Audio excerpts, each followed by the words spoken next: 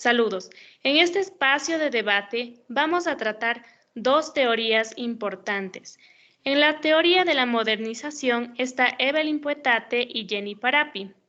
Por otro lado, tenemos la teoría dependentista por Miguel Wong y José Mora. A continuación, tenemos sus argumentos. La modernización en sí se refiere a un proceso de cambio, a un proceso de transformación que se va dando con el pasar del tiempo, ¿ya? ¿Qué busca esto? Esto busca la actualización, o sea, el mejoramiento en sí de diferentes aspectos de la sociedad, especialmente en nuestro país, en Ecuador y en Latinoamérica en general, ¿ya?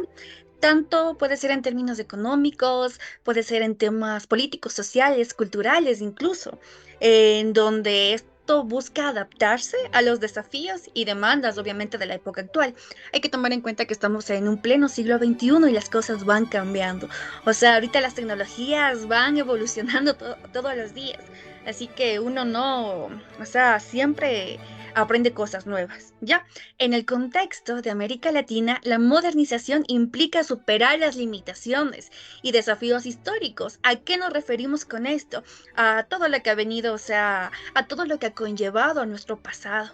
Sí, vuelvo a reiterar, como nosotros pertenecemos en este caso a la región de América Latina, aquí somos de países tercermundistas donde, por ejemplo, hay pobreza, hay desigualdad, existe la corrupción de diferentes países, la exclusión social, la falta de infraestructuras adecuadas en este punto en el ámbito educativo, en el ámbito económico, en el ámbito, por ejemplo, de salud y de educación.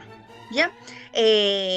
Lo que es los servicios básicos, la promoción de los derechos humanos y la participación ciudadana. Como bien dije, estamos ahorita en pleno siglo XXI y aún venimos acarreando todo este tema de la desigualdad. Ya, la modernización en sí está vinculada a la búsqueda de un desarrollo más inclusivo y sostenible. Como bien lo había dicho mi compañera, o sea, el Producto Interno Bruto de 107.000 millones, apenas el 0,44% se invierte en investigación y el 5,2% en educación. O sea que aquí lo que hace falta es más inversión social. Ya, es importante destacar que, bueno, esto no es un proceso uniforme, ¿no? Y que los desafíos y enfoques pueden variar de un país a otro, como bien lo habíamos expuesto, por ejemplo, en el caso de Ecuador y, por ejemplo, México. En México hasta la fecha hay mucha exclusión, por ejemplo, discriminación hacia las mujeres, a las personas de color.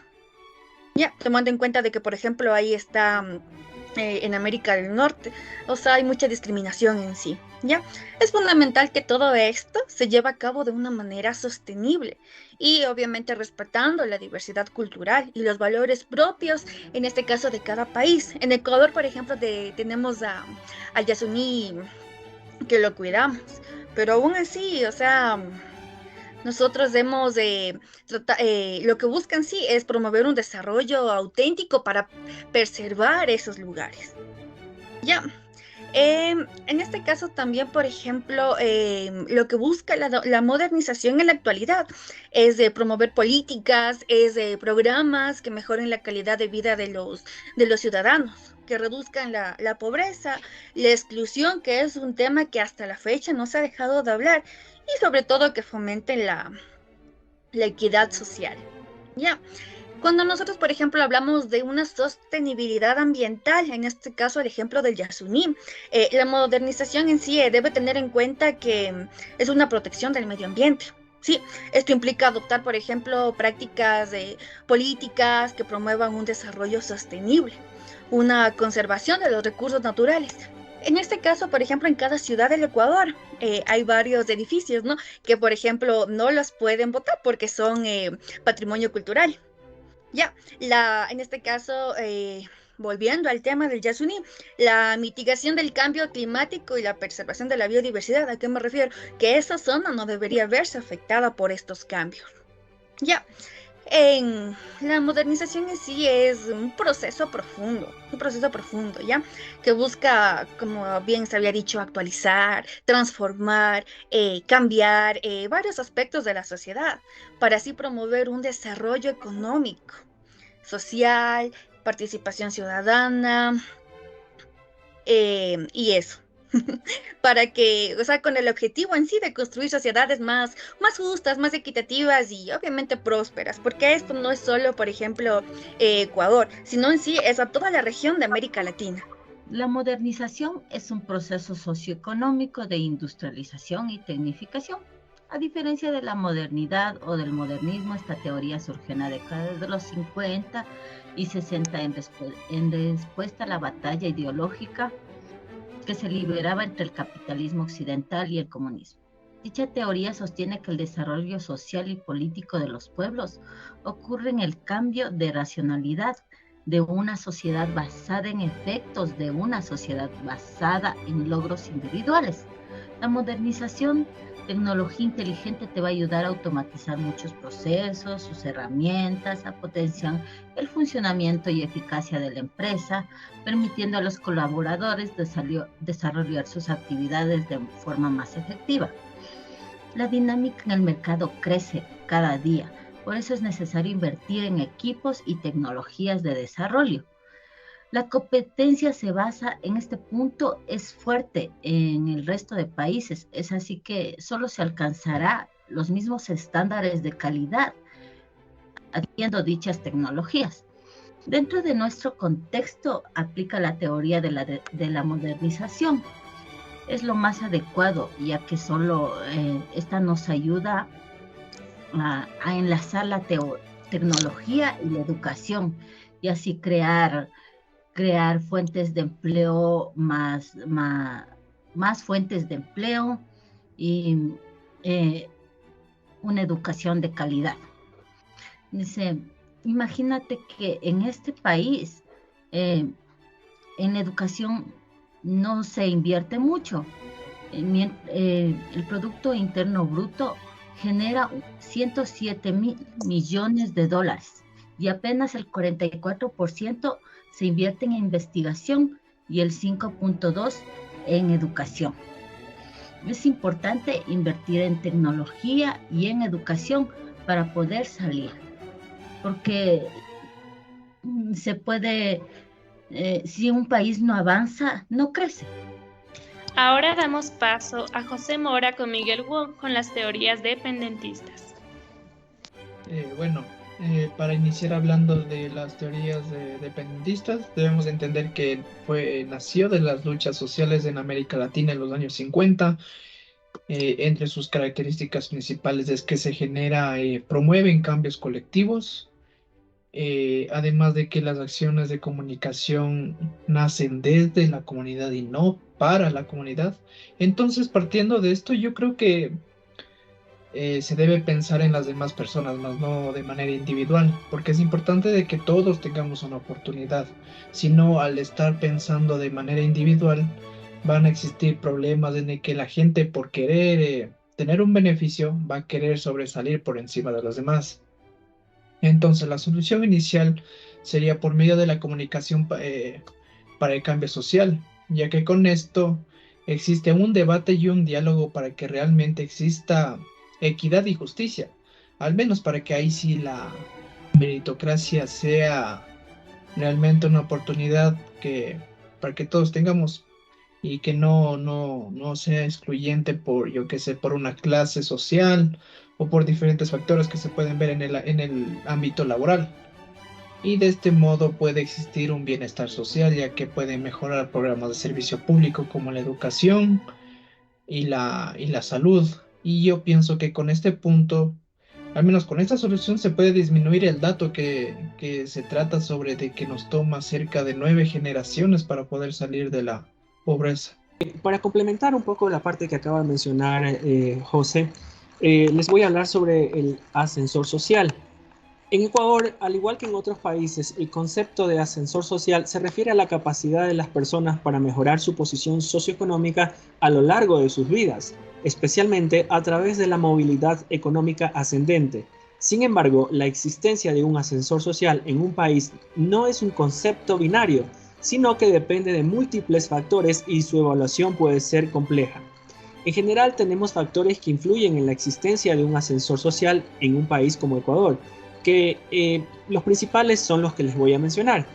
La igualdad de oportunidades. Es importantísimo que todas las personas, independientemente de su origen socioeconómico, género, raza u otras características, tengan acceso equitativo a oportunidades educativas, laborales y de un desarrollo personal. La educación de calidad. Un sistema educativo, sobre todo el público, debe ser sólido y accesible, ya que es fundamental para que las personas puedan adquirir habilidades y conocimientos necesarios para competir en el mercado laboral y tener una mayor movilidad económica. El mercado laboral inclusivo. Un mercado laboral donde se incluyan a las personas con discapacidades, que valore y recompense el mérito y el talento y no únicamente por palancas, sin discriminación, facilita la movilidad económica, además de políticas obviamente laborales justas que protejan socialmente al empleado y al empleador, sobre todo al empleado, y oportunidades de empleo que son elementos claves para este ascensor. Acceso a servicios básicos. En pleno siglo XXI, todas las personas tenemos derecho a tener agua, luz y todos los servicios básicos como atención médica de calidad, vivienda adecuada, un servicio de transporte y tener un impacto significativo en la capacidad de personas para mejorar su situación socioeconómica. Y obviamente no pueden faltar las políticas gubernamentales. Sin políticas gubernamentales no se puede dar todos estos factores que acabo de mencionar, ya que estas promueven la equidad, reducen la desigualdad de ingresos y brindan apoyo a todos los grupos más vulnerables de la sociedad que pueden contribuir a un mayor ascensor social. Gracias.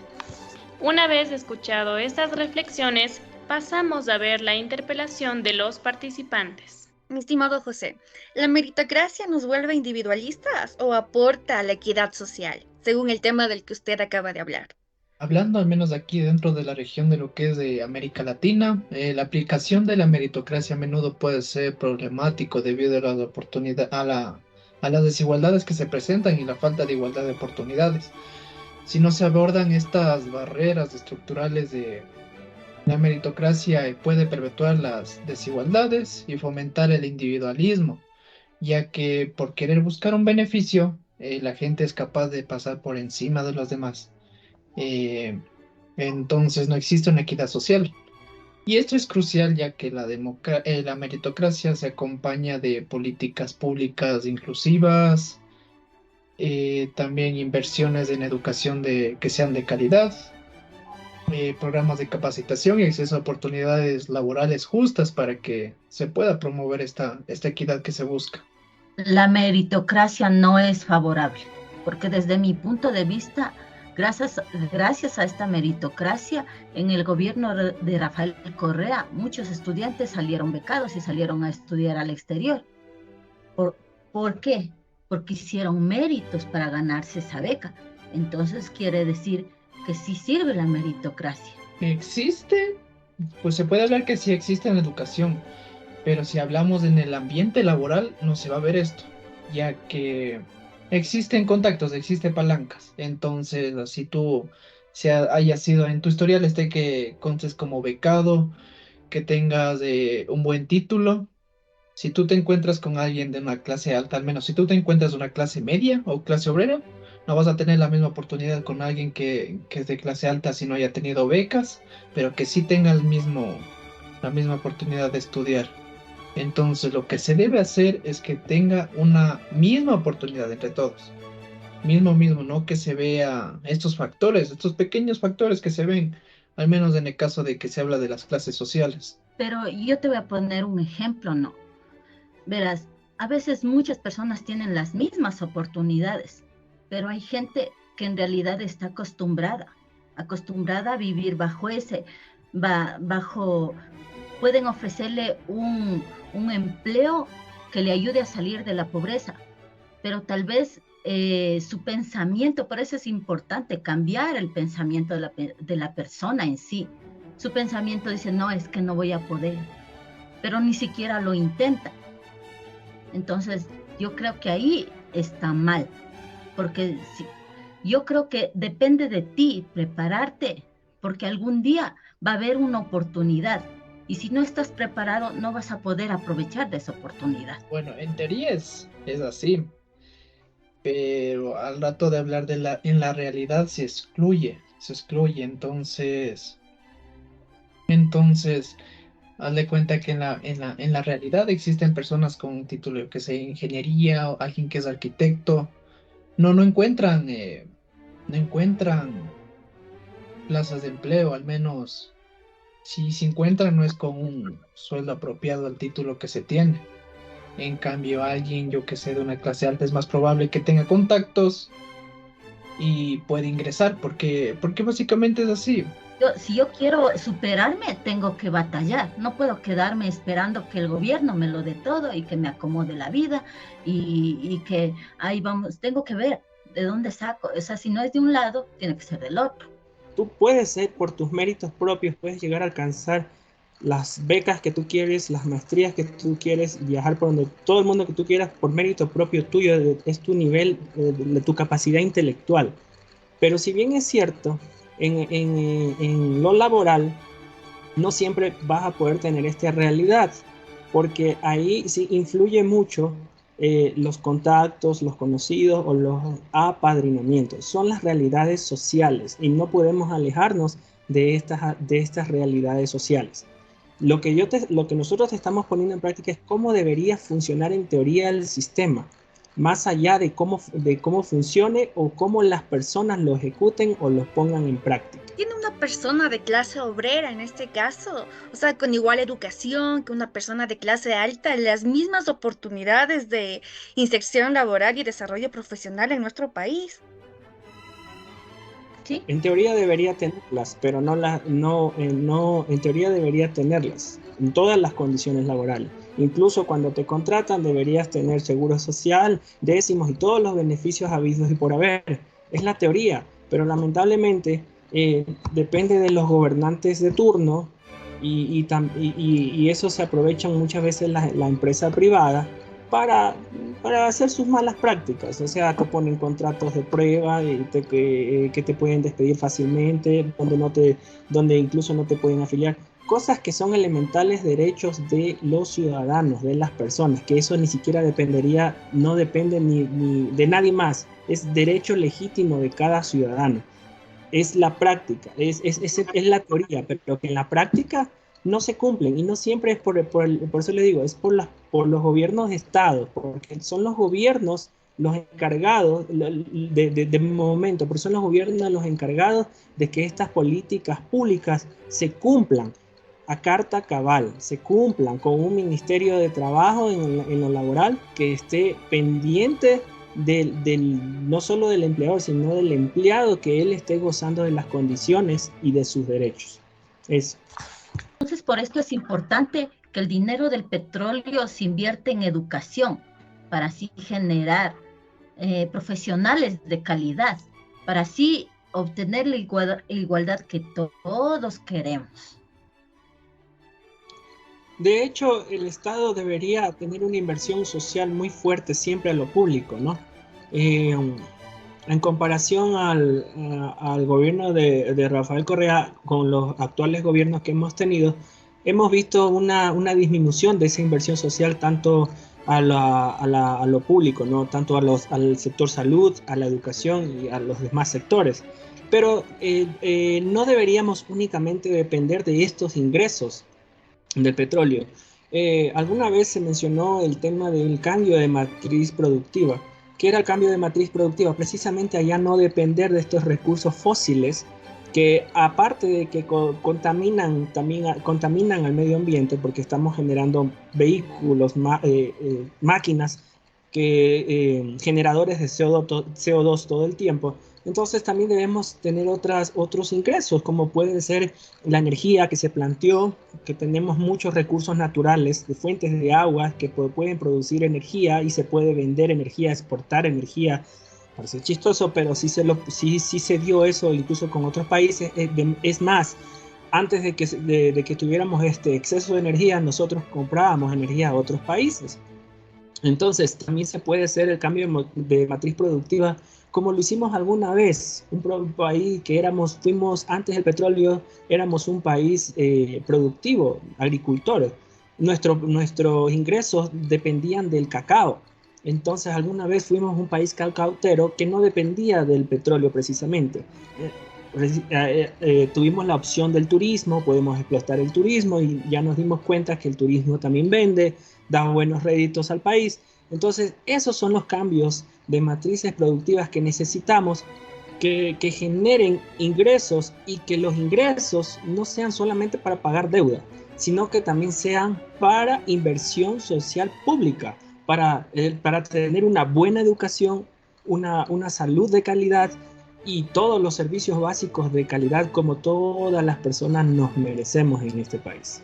Gracias. Ecuador no cuenta con un estado de bienestar, pero se han implementado programas sociales y políticas de inclusión para proteger y brindar servicios básicos a los grupos más vulnerables. Sin embargo, estos programas aún enfrentan desafíos. Se podría decir que existe cierta movilidad social, pero la efectividad y el alcance de un asesor social pleno son debatidos. La movilidad social depende de factores como la educación, oportunidades laborales, distribución de recursos, igualdad de género, acceso a servicios básicos y redes de contactos. El tiempo necesario para salir de la pobreza puede variar considerablemente y no existe un número fijo de generaciones.